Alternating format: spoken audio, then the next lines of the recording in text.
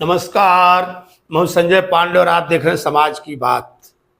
एक गाना तो आपने सुना होगा, एक पिक्चर में था कि ये पैसा बोलता है, लेकिन पैसे के चक्कर में लोग इस कदर दीवाने हुए जा रहे हैं कि सारी नीति अनीति सब उन्होंने ताक पर रख दी है।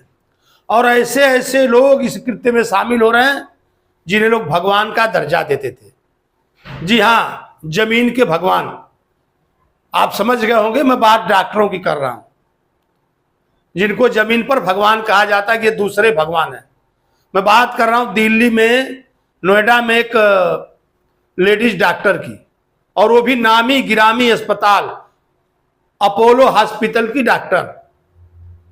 किडनी रैकेट में अंतरराष्ट्रीय गिरोह, अंतरराष्ट्रीय किडनी रैकेट में शामिल थी और उन्हें कई लोगों की किडनियां बदल डाली थी और ढेर सारी मोटी रकम कमाई थी। और वो रकम वो अपने असिस्टेंट के खाते में मंगवा करके फिर उसको कैश में लेती थी। और इसका जो रैकेट था बांग्लादेश तक और यहां पर राजस्थान और उसके अगल बगल तक फैला हुआ था।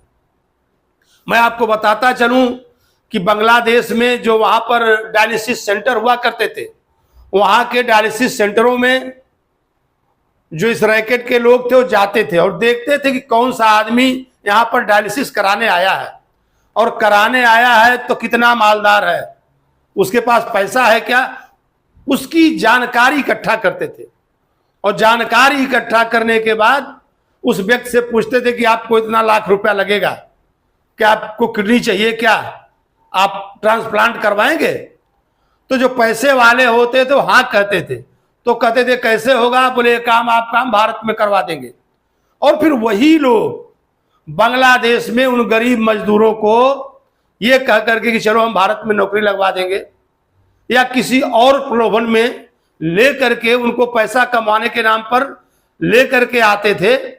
और जो संबंधित मरीज होते थे उनके रिश्तेदार का झूठा सर्टिफिकेट बनवा करके और यहां पर उनको उनकी किडनी निकाल देते थे और संबंधित मरीज को लगा देते थे। हमने आपसे बताया कि अब अपोलो हॉस्पिटल की वो लेडीज डॉक्टर 15 से 20 किडनियां वो बदल चुकी थी, पता नहीं कितना और बदली होंगी। तो अगर देखा जाए तो पैसे के चक्कर में इंसान कितना गिरता जा रहा है। और वो भी आखिर इन हॉस्पिटलों पर अब जनता भरोसा कैसे करे।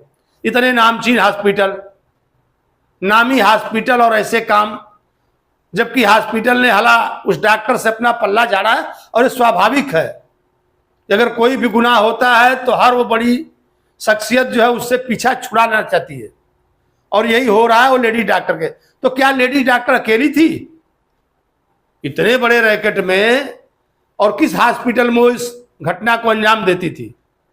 इन सारी बातों की जांच होनी चाहिए और भविष्य में ऐसी घटनाएं ना हो, सरकार को उस पर ज्यादा से ज्यादा ध्यान देना चाहिए। फिर मैं आपसे अपने दूसरे वीडियो में मिलूंगा, तब तक के लिए धन्यवाद।